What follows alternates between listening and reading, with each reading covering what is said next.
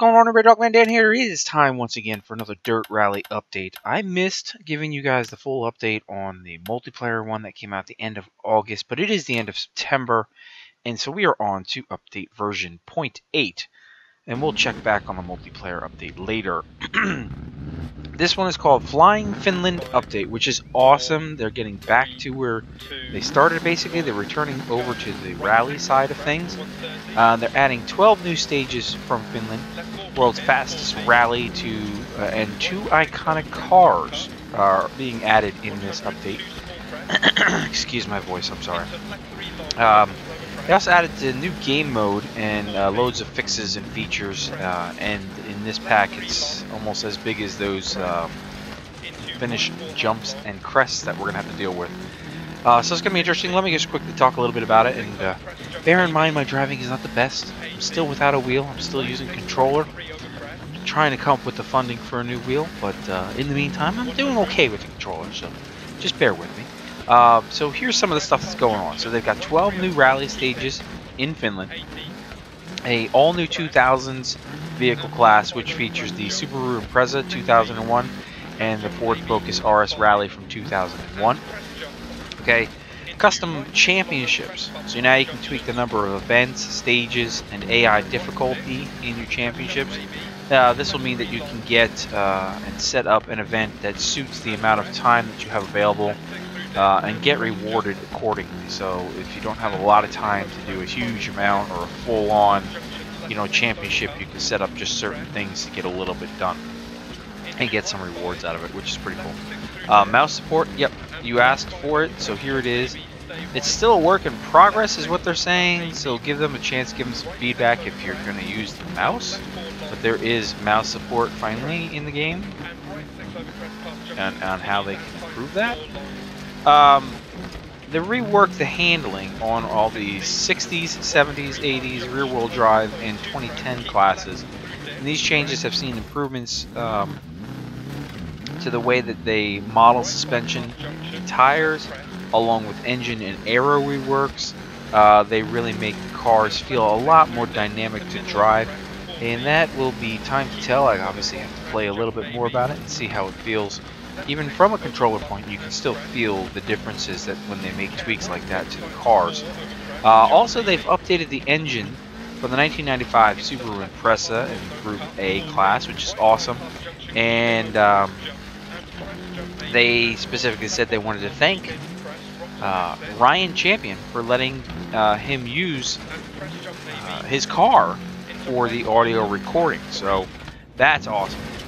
Somebody gets to somebody that's got the car gets to put the audio sounds, has the ability to give the audio sounds to the game, which is great.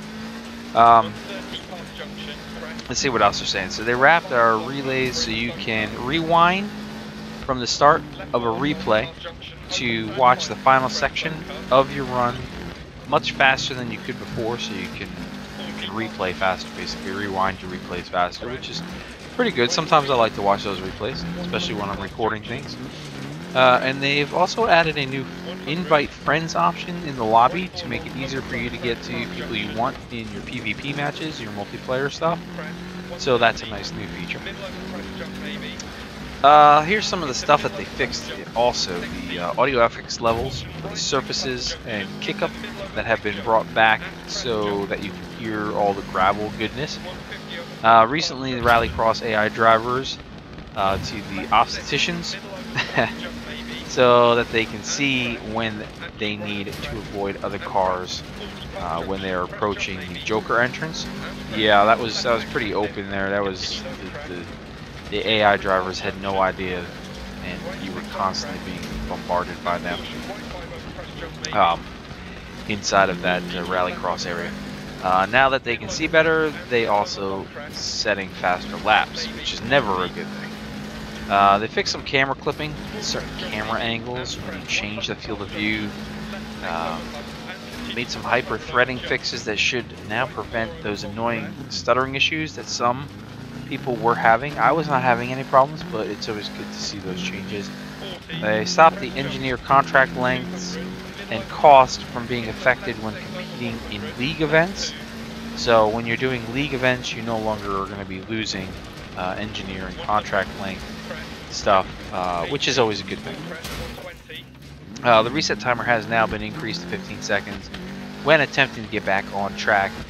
I know that we said that before, but this time it's actually in the game, is what they're telling us. So finally, you get a 15-second reset timer to get back on track instead of the simple 5 seconds or whatever it was. I don't remember. I've driven off the track enough that I can't even remember. Go figure. Cars will no longer roll over on the start of PvP races, and they made some sure that the cars are visible on the start line even when collisions are turned off in PvP. This will still ghost during the race though, so collisions are turned off and whatnot, you're still going to be able to see the other cars. Your PvP opponents won't be snowboating or showboating and driving around with the handbrake on anymore, which means they're going to be a little bit faster.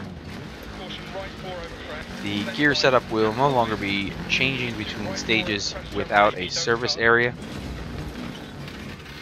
And they fixed those odd camera angles that were being used in spectate mode.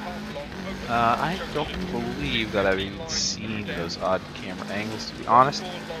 The miles driven using owned vehicles in PvP now accrue towards unlocking upgrades for that vehicle. That's a nice thing to have, so no longer are you just in multiplayer and not getting any special bonus accrued for unlocking upgrades for your vehicle.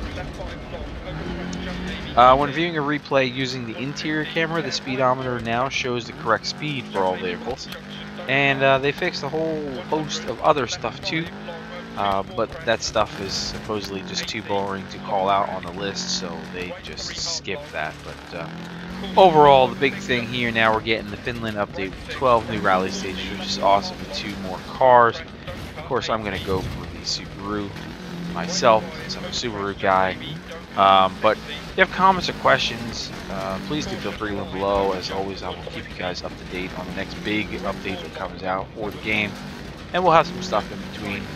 In the meantime, we'll try to focus back on some multiplayer stuff a little bit as well. Until next time, thanks for watching as always, and we'll see you soon.